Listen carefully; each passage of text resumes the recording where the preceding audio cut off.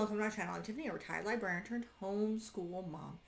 And in this video, we're going to continue on with our episodes about the Snow Queen, which will be, yes, including Frozen in this, and Frozen 2, and I think an Olaf thing. But we're going to be looking at kind of a thing of the original tale. So this is an episode of fairy tale theater with the late Shelley Duvall. She died in 2024. I am filming the 17th of December of 2024. But this ran from 81 to like 87. So warning, it is very, very 80s. It is very, very 80s. And it is very, very low budget. So it is 80s low budget live action. So this, how they tell the tale, again, they shorten it because low budget live action and 1980s,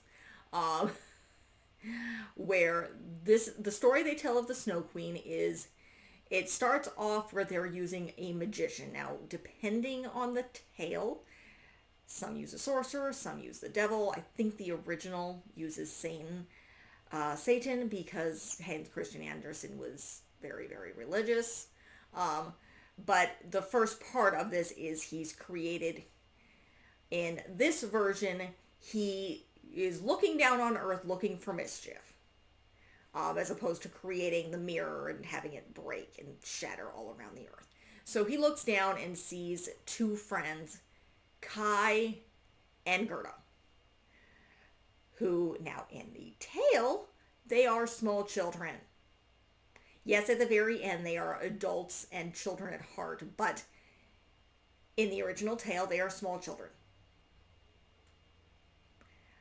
In this version, they are played by Melissa Gilbert, known for Little House on the Prairie. However, she is now 21 in this. And bring up, I have it. Hold on. And Kai is played by Lawrence Kerwin, who I believe is about 25. So, that's a thing. Yeah, it threw me out. It threw me out a lot. Because again, they're acting like small children in the beginning of this. And they're playing on the roof garden. And it starts off with Kai hiding a locket for Gerda on one of the rose bushes. And then they go in for lessons with Kai's grandmother, and they're talking about science, which again is very, very strange considering the original timing of the tale, where small children would not be talking about, I believe, the water cycle. And then it jumps forward to winter, where Kai is randomly staring out the window or looking at the snowflakes. They start talking about how they used to think that snow flurries and snowflakes were bees, and they talk about there's a queen bee, and she's the Snow Queen. So Kai and Gerda go up to the roof and to look for the Snow Queen, and that is when the evil goblin is what they use in this, who's looking to cause mischief, sends a piece of something into Kai's eye, and basically to make him nasty. And he starts teasing Gerda, and then he falls off the roof. And when Gerda runs in to get help, the Snow Queen shows up and realizes that there's something wrong and takes Kai. And they fly to her palace, and she gives him all sorts of things. And he's acting like a spoiled child. Again, this is being played by a 25-year-old man. So it's a little weird. It's a little weird on the behavior thing. And he's very obviously an adult man. And Gerda decides to go searching for Kai after they find him missing, and everybody goes looking. And she runs into a talking tree who sends her to the garden of the Queen of Spring or the Queen of Summer, who decides she wants to keep her, so she makes all the roses disappear. Now this is part of the original tale. Again, is Spring. What happens is Kai gets part of that glass in his eye, and it goes over time, and that starts in like spring or summer when this happens. And he ends up hitching a ride on the sleigh of the queen, of the Snow Queen, and then she takes him and kisses his coldness away and imprisons him in the palace. And when Gerda goes to find him again, it's spring. She does end up in a sorceress's or a witch's garden, who is, in this, she's related to the Snow Queen. She's the Snow Queen's sister. So in the original story, she was just a diversion, and Gerda realizes she's looking for roses. In this story, she sees the rose in the hat, which is a part of the original tale, and remembers. And she has this locket that Kai gave her, and so she gets this. The Spring Queen gives it back, and Gerda goes off and goes searching for through the snow to find, again, Kai. And basically she's trying to find her way to the North Pole. And then I just remember the talking tree whose roots are down below pretty much tell her that Kai's not dead. Now in the story, that's what's the roses tell her that. In this witch's or sorceress's garden, there's the one who tells her that Kai is not dead, because they'd been underground and they didn't see anything. So in this story, she runs and she's clutching onto her locket. She's attacked by the robber girl, who takes her coat and then threatens to take her locket, and she refuses. So, and the robber girl ends up giving her one of her coats and takes her to her camp, where she meets the talking reindeer. And eventually the reindeer tells her how to get how to get to the North Pole, and the robber girl lets her go in a coat with the sleigh and a reindeer, and they fly to the North Pole. Again, not in the story, no flying, but again, it's 1980s and they're trying to move things along. So they get to the palace of the Snow Queen. She answers a riddle to get inside. Meanwhile, the Snow Queen is gone, and she has given Kai a puzzle to figure out, with a series of words to figure out what they spell. Now, in the original tale, he's in there trying to figure out a word on a puzzle. This is a set of words moving around. The letters are stuck on this. They're supposed to, like one of those puzzles where it's like a board and you have to move the little tiles around. And that's what he's got. And he's also turning blue because he's freezing. And he's obnoxious. But Gerda finds him. She hugs him. Her hugging him makes him cry. And that gets the piece of whatever it is out of his eye. She actually picks something that looks like a piece of glitter or something off his cheek. And the words come back together. And the Snow Queen arrives, and she had been protecting him and trying to teach him. I can't remember what the weird poetry thing says. The original book says that she's supposed to be spelling out the word eternity. And so she sends them back. It's like, you're fine.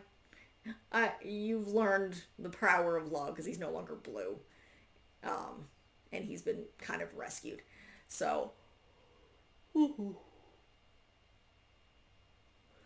so they go back, they return home, and they're running around the garden. They're adults, but they're children at heart. And that is how this ends. Okay, one, very 80s. So it's an interesting way to tell the tale.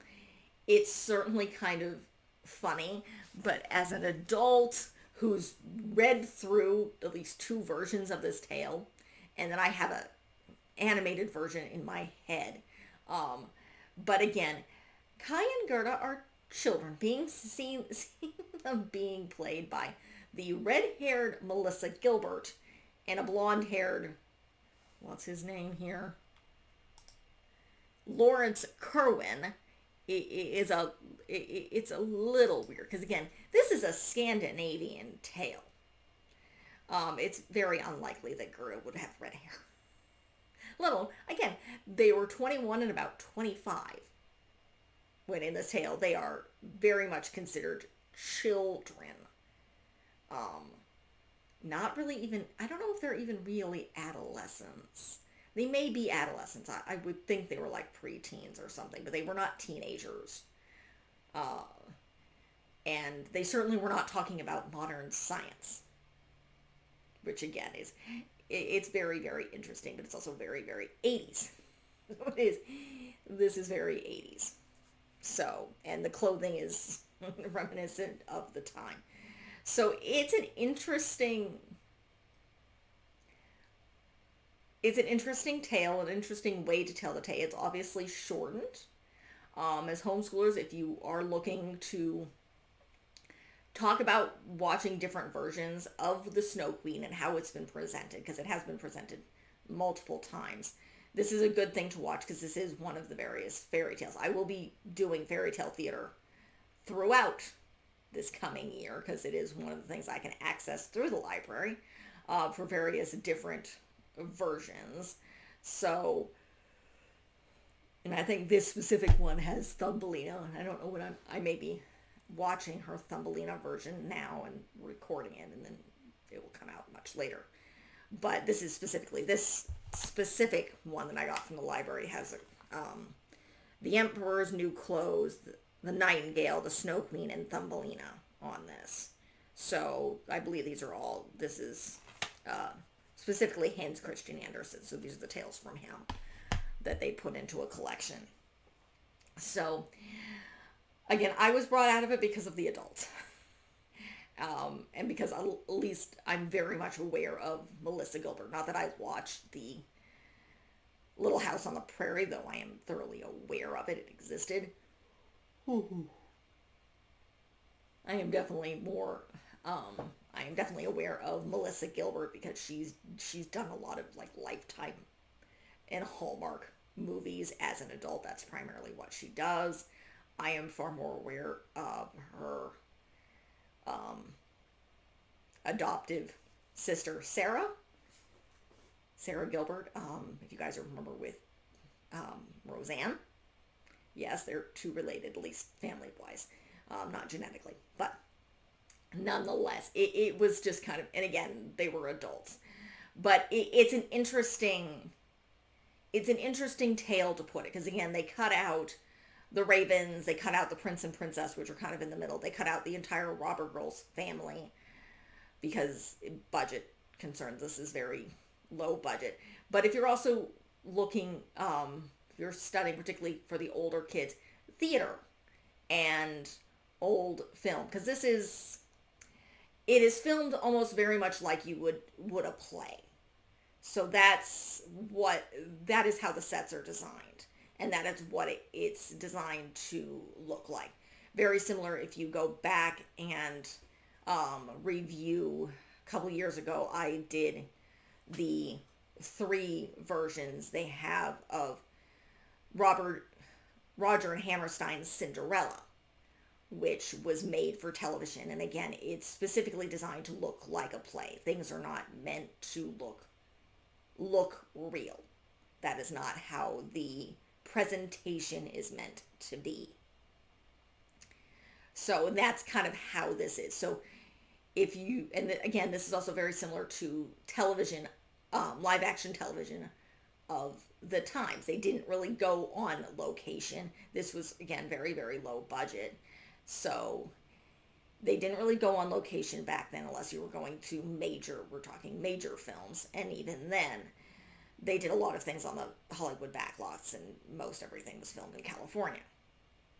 So, and occasionally the Arizona and Nevada deserts.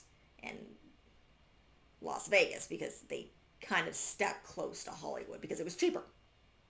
So they didn't really, there wasn't a lot of, unless you were doing like major, big budget films, you were not doing stuff on location. So this was definitely filmed on a Hollywood backlot. You can definitely tell it is still very cute. You see the sets, you can see all the practical effects and things that they do, which is kind of fun. Again, this specific episode came out in, I believe, March of 85. Yeah, March 11th, 1985. This is also season 4, episode 2, if you're interested. I will link the IMDb page to the video. But it's an interesting take on the tale. Obviously, it's what you would do when you have a low budget 1980s 49 minutes television telling of the Snow Queen. So, and yes, they change it a little bit, they simplify it, they take out the religion from it to make it more appealing to everyone. Definitely designed for families. This was something you would be watching with your families. It is very wholesome in that sense. In the evenings, on the weekends or something. This is a specifically designed for families to watch back in the 80s. So that is really it for this. Again, this is designed for families. You can watch it with any age. It's 45 minutes long. Shelley Duvall is the narrator of this. She's the narrator for, I think, most of these.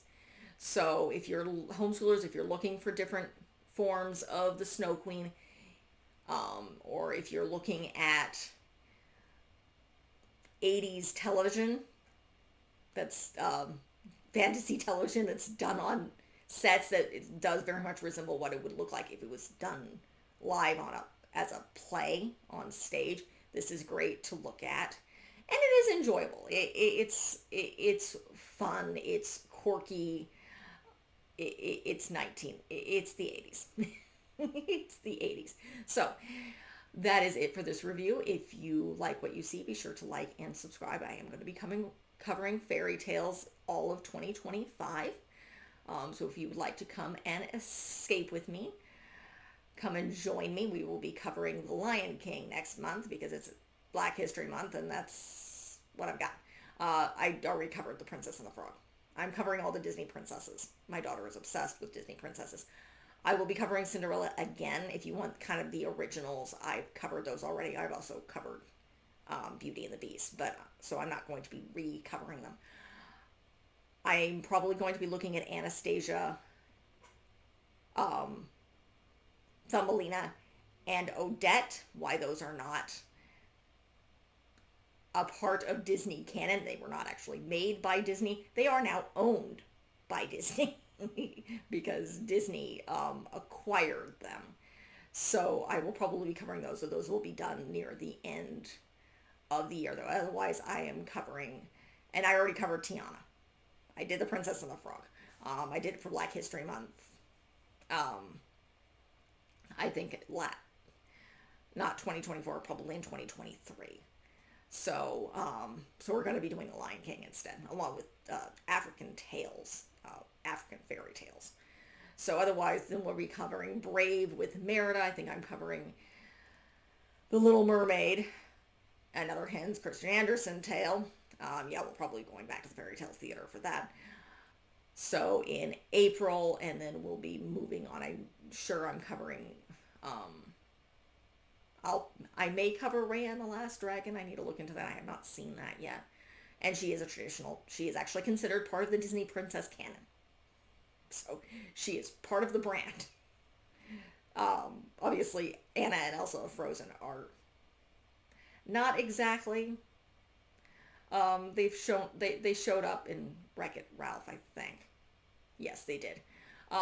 Nonetheless, they're kind of their own thing, but still, they're Disney princesses. So, nonetheless, but check out the rest of the channel.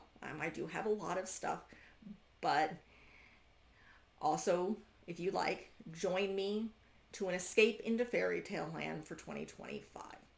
Thank you.